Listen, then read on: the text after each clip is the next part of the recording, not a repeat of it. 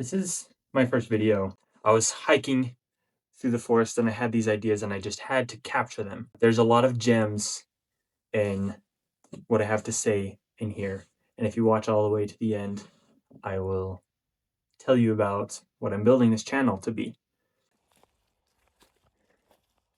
The biggest problem in America right now isn't about immigration or abortion or gun control. The biggest issue is that as we talk about these issues, which is important to do, we don't listen and we hate each other. We believe, here's the thing, we believe that the other person, the person who believes differently than us, is stupid for believing that.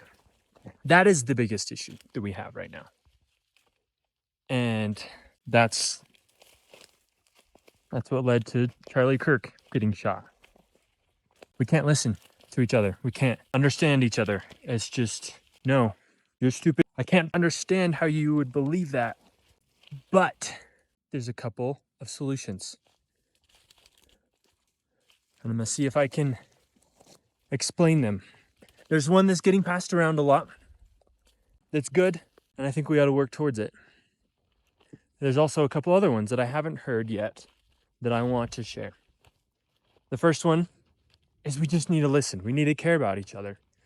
We've got to come to the point where we see each other as intelligent human beings and not as a terrible other political party, and listen.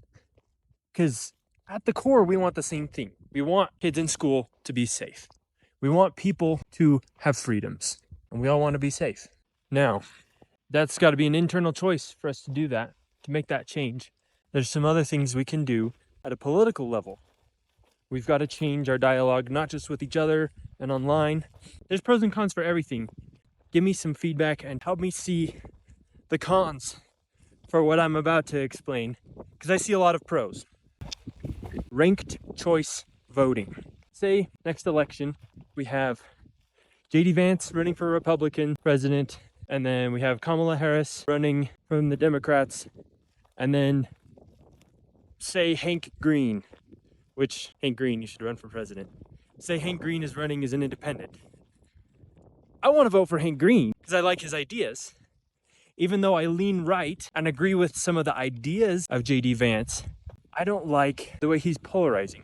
Him and Kamala Harris both are part of this pushing the divide between left and right, Republican, Democrat, further apart. And that's why I would want to vote for Hank Green. But here's where ranked choice voting comes. Without ranked choice voting, I would worry that voting for Hank Green would weaken the Republican vote, and that if I vote that way, I can assume a bunch of other people are going to vote that way. But then that would just take votes away from J.D. Vance, and so Kamala Harris would win. But then with ranked choice voting, I don't have to be scared of taking a vote away from my party, because here's how ranked choice voting works. You get a rank. Number 1, my first choice is Hank Green. Number 2, J.D. Vance. And then I don't leave a vote for Kamala Harris. So that way they tally up the votes. And if Hank Green doesn't win, then they'll count my second vote for J.D. Vance. And that way I don't have the worst of both worlds that I worry about, with both the polarization and the ideas that I don't agree with. The lesser of the two evils would be someone that I do agree with but still has the polarizing issues. But my first choice would be someone who's not polarizing, even if we disagree on a few subjects, like me and Hank Green. Then the second thing, okay, I got to give you a little story first. It's unrelated. A few years ago, this whole forest burned. It came through so fast it left the inside of the trees wood. Like, I could chop that tree down and use it for firewood, but it burned everything off and killed the trees. And I was worried that this area would be ugly as I came up here to visit. But in the years since, vegetation has been coming back, and it's literally rainbow out there with the fall colors that you normally wouldn't be able to see because it'd be just pine trees. They'd be all the same color, which I love pine trees, but look at how amazing that is. It's just incredible. I love where I live.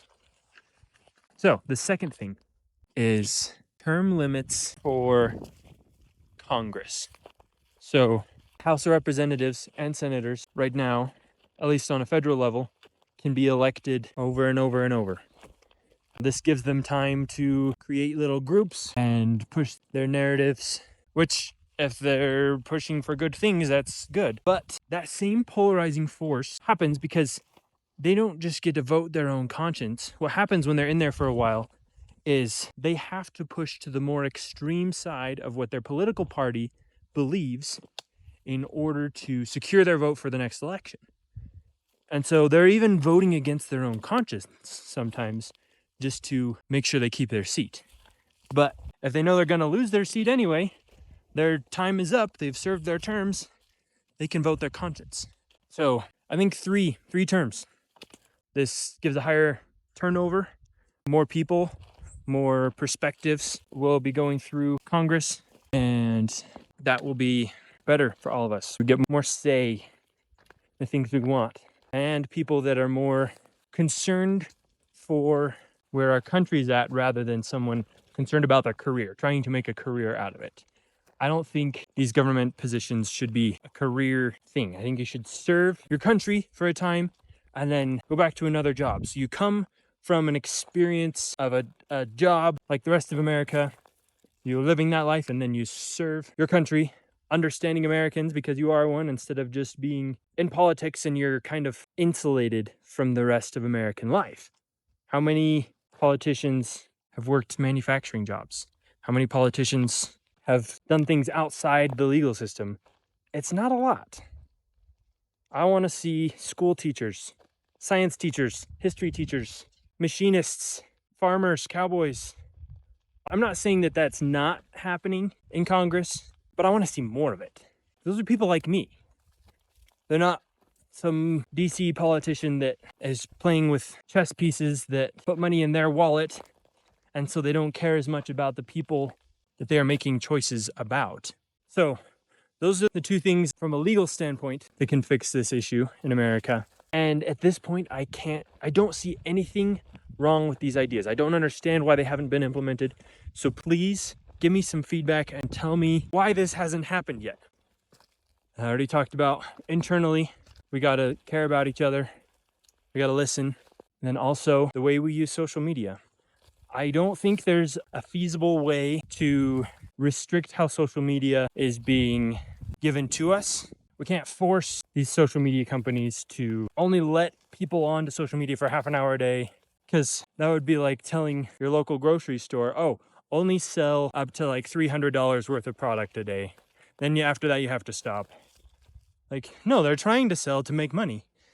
Social media, they're trying to make their product appealing, get people to use it so they can make money. That's their business. That's how they're growing. It needs to come, again, from us, internally. We have to say, no, I'm not okay hearing this type of stuff.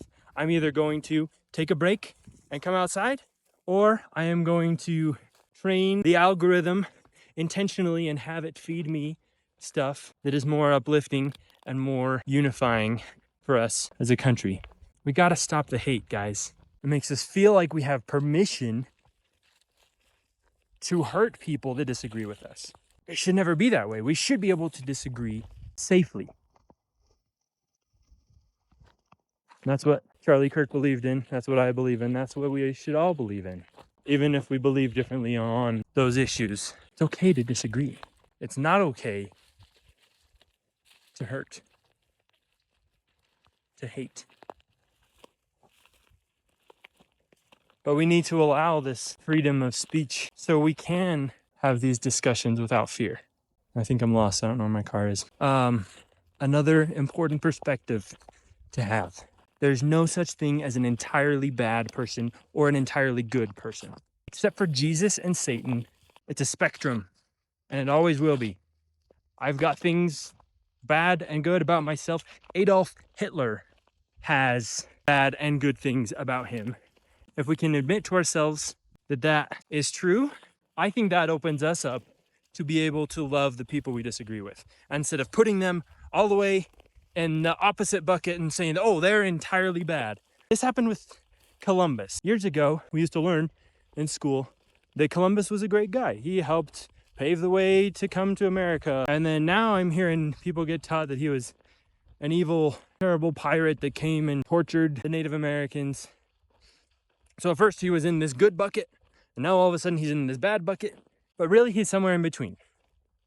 That's where Donald Trump is at, that's where Elon Musk is at, that's where Joe Biden and Kamala Harris are at, somewhere in between. Not all the way bad, not all the way good. We can see that also in ourselves. Don't look in the mirror and say, oh, I'm the best person ever, or, oh, I'm a terrible person. We're all on the spectrum. So I want your guys' thoughts. Are these good solutions? Do you think they're not just good solutions? Do you think we can implement them? Do you think a video is enough to change your opinion? Do you think we can get ranked choice voting pushed through? Do you think term limits can get pushed through?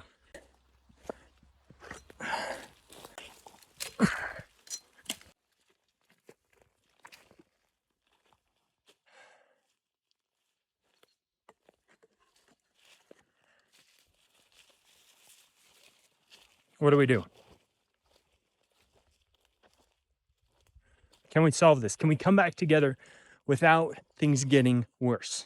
Let's be America instead of the left and the right. So, if you watched this far, kudos to you. I promised you I'd tell you about the channel. This channel, Forever a Beginner, is about me learning new things. I love being a beginner, and I always want to share what I'm learning with other people. So this is my opportunity. And obviously, right now, I'm a beginner at being a YouTuber. I promise the next video won't be filmed in portrait. It'll be normal. This is me being a beginner. So whatever you're doing, don't be afraid to be a beginner. So about the machete thing,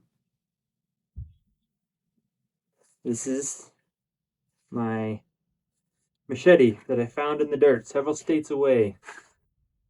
And I mostly cleaned it up. But I love this thing. This thing is beautiful. And this is the homemade sheath. I made this sheath and it works so well. I love it. And the single strap, it just fits really nice. You'll probably see this machete again in future videos.